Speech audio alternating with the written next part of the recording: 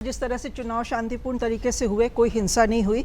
तो उसके बाद जो रिजल्ट के बाद 2 दिन हमने जो देखा है जिस तरह से हिंसा हुई थी वो काफ़ी अनफॉर्चुनेट था और काफ़ी दुखदाई था। वैसा होना नहीं चाहिए था, लेकिन हमने देखा कि कितने जगह आगजनी हुई, तोड़फोड़ हुई, हत्या भी हो गई। हमने चुनाव के दौरान, जो कि बंगाल में हमें पहले के चुनाव में देखने को मिलता था कि चुनाव के दौरान भी हत्याएं होती थी, वो इस बार चुनाव के बाद हुई, और वो भी एक ऐसे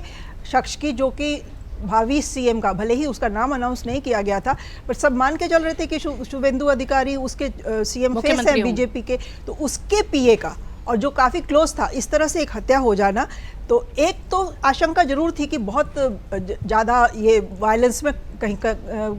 कम टर्न ना हो जाए इवेंट, लेकिन उसको संभालना और अब आगे उस तरह की कोई रिपीट ना हो घटना, ये शुभेंदु के लिए डेफिनेटली एक बहुत बड़ा चैलेंज है। बंगाल में हिंसा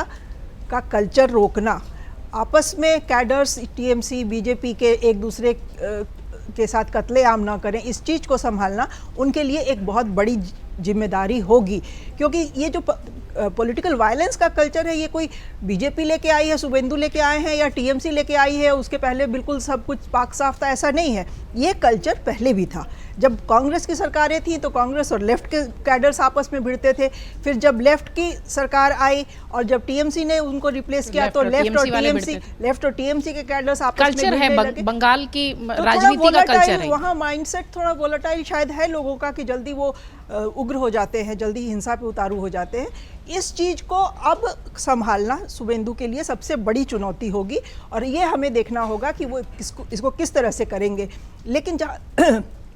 जहाँ तक उनकी ऑर्गेनाइजेशनल स्किल्स की बात है, देखिए शुभेंदु की आप नैरेटिव से, उनके रेटोरिक से अग्री करें डिसअग्री करें, लेकिन एक बात तो ये साफ है कि उनकी ऑर्गेनाइजेशनल कैपेसिटी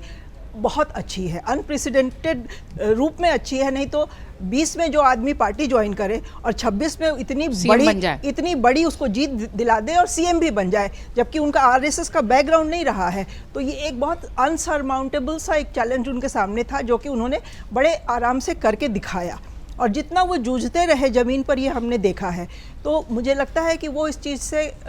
टैकल करने में सक्सेसफुल रहेंगे, उसमें उनको दिक्कत नहीं होगी। दूसरा, सेंटर का सारा सपोर्ट उनके पास रहेगा। एक चीज़ जो मुझे थोड़ी सी अभी चिंताजनक ये लग रही है कि जिस तरह से उन्होंने बिल्कुल ओपनली एक कम्युनल प्रोपेगेंडा को बढ़ावा दे दिया है, वो किसी भी स्टेट के लिए, और खास करके बंगाल जैसे स्टेट के लिए जिसमें कि बहुत संख्या में, एक तो ये बॉर्डर स्टेट है, बहुत संख्या में मुस्लिम आबादी है, पोरस बॉर्डर होने की वजह से इधर से उधर लोगों अक्रॉस द बॉर्डर लोगों का आना जाना लगा रहता है। उस तरह के स्टेट में इस तरह की पॉलिटिक्स डेंजरस हो सकती है इन द लॉन्ग रन, और ये सेंटर को भी देखना होगा, ये शुभेंदु को खुद भी। अब चूंकि वो एक जिम्मेवारी की पोजीशन पे बैठ चुके हैं, तो उनको ये देखना होगा कि ये जो हिंदू मुस्लिम वाला एजेंडा है वो इतना ना डेंजरस हो जाए कि एक समाज में ही एक घातक वो साबित हो। हमने अभी देखा वहाँ का माहौल कितना जहरीला हो गया है, इसका आप अंदाजा लगाइए। महुआ मोइत्रा किसी फ्लाइट में बैठी थी और उनको घेर के लोगों ने फ्लाइट के अंदर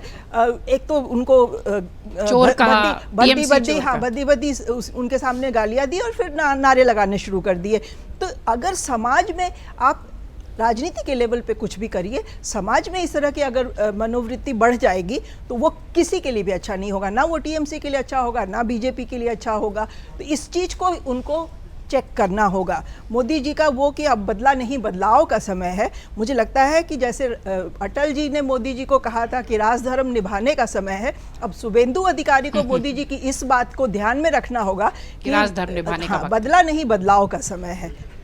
अगर आप ये वीडियो YouTube पर देख रहे हैं तो हमारे चैनल को सब्सक्राइब कर बेल आइकन दबाएं, और Facebook पर देख रहे हैं तो हमारे पेज को लाइक करें।